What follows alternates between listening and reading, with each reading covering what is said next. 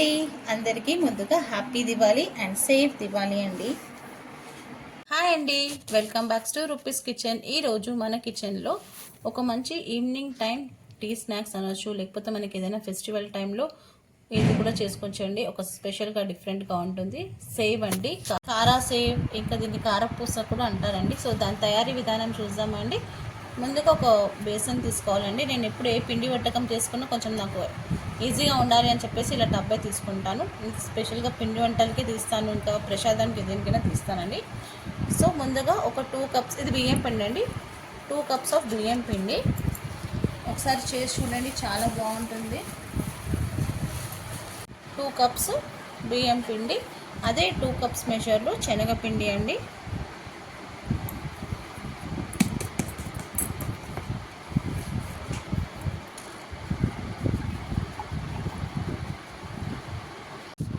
శనగపిండి నేను ఏ గిన్నెతో మెజర్ చేస్తున్నానో అదే గిన్నెతో అన్నీ తీసుకున్నానండి.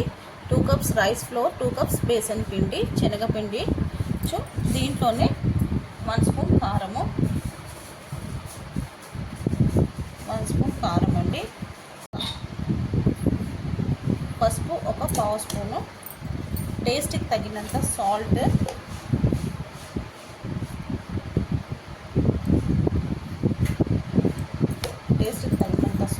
ఇంకా వామ అండి. వామ ఒక స్పూన్ అండి. వామ వేసుకుంటే చాలా మంచిది, మంచి డైజెషన్ అవుతుంది. ఇలా నలిపి వేసుకోవాలండి. వామ ఎప్పుడు వేసుకుని ఇలా నలిపి వేసుకోవాలి.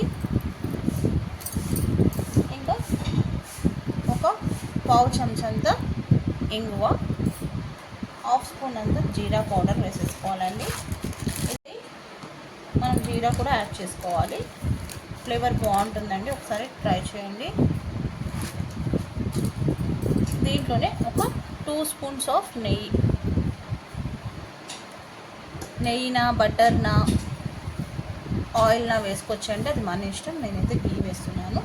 ఇలా వేసేసుకున్నాక అన్నీ ఒకసారి బాగా మిక్స్ చేసేసుకోవాలండి. ఇలా అన్నీ కలిపేసుకోవాలండి. కలిపేసుకున్నాక కొంచెం కొంచెంగా వాటర్ ఇలా చల్లుకొని ఇలా మిక్స్ చేసేసుకోవాలండి.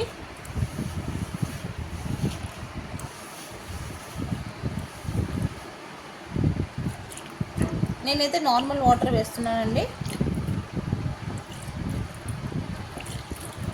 ఇలా కలిపేసుకోవాలండి. మొత్తం పిండి అంతా మంచిగా ఇలా అన్నీ తోపుకొని మంచిగా పిండి కలిపేసుకోవాలి.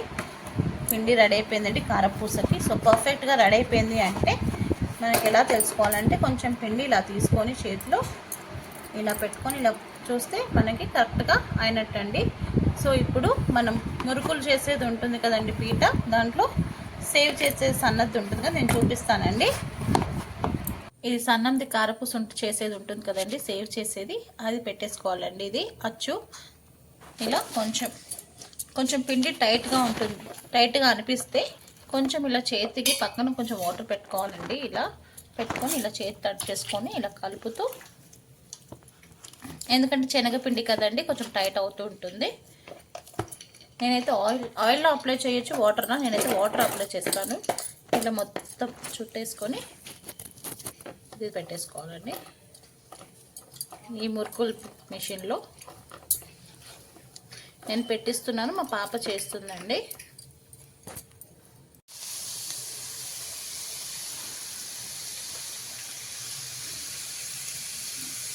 ఇలా తిప్పేసుకోవాలండి. హై టు మీడియం ఫ్లేమ్లో పెట్టుకోవాలండి. ఫ్లేమ్ని సిమ్లో పెట్టదు, హై టు మీడియం ఫ్లేమ్లో పెట్టుకొని ఇలా వేసేసుకోవాలి. ఆల్రెడీ నేను పక్కన వేసానండి.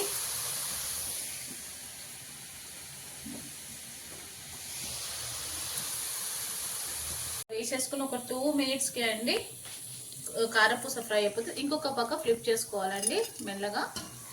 నూనె దగ్గర జాగ్రత్త అండి, నూనె వేడిగా ఉంది కాబట్టి కొంచెం కలర్ చేంజ్ అయింది.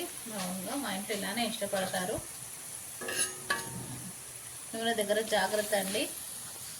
ఇంకా దీపావళి కూడా వస్తుంది, జాగ్రత్త అండి. పిల్లల దగ్గర మనం ఉండాలి. చిన్న పిల్లలు అయితే, అదే పెద్ద పిల్లలు అయితే వాళ్ళు సేఫ్గానే ఆడతారు. కొంచెం చూసి అండి. ఇటు ఒక 2 మినిట్స్ అటు ఒక 2 మినిట్స్ అండి ఫ్రై చేసుకొని పక్కన ఉంచాలి. ఎందుకంటే శనగపిండి కదండి, తొందరగానే కుక్ అయిపోతుంది.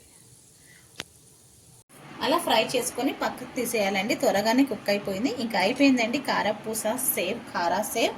మనకి స్వీట్ షాప్లా టేస్ట్ ఉంటుందండి. మనం బయట వెళ్ళి కొనుక్కున్న బదులు ఇలా ఇంట్లో చేసుకుంటే చాలా బాగుంటుందండి. కొంచెం కరివేపాకు ఆయిల్లోనే వేసేసి ఫ్రై చేసుకొని ఇలా పైన డెకరేట్ చేసుకోవాలి. సో కరివేపాకు అలా తిన్నా కూడా హెల్త్కి చాలా మంచిది కదండి. ఏ రెసిపీ అయినా లవ్తో కేర్తో చేస్తే సింపుల్ రెసిపీ కూడా సూపర్ రెసిపీ అవుతుందండి. నచ్చితే లైక్ చేయండి, షేర్ చేయండి, ఇంకా ఫుల్ వీడియో చూడండి, లైక్ చేయండి, కమెంట్ చేయండి. కొత్తగా ఏమైనా మన ఛానల్ని చూస్తే సబ్స్క్రైబ్ చేసుకోండి. మీ రూపీస్ కిచెన్.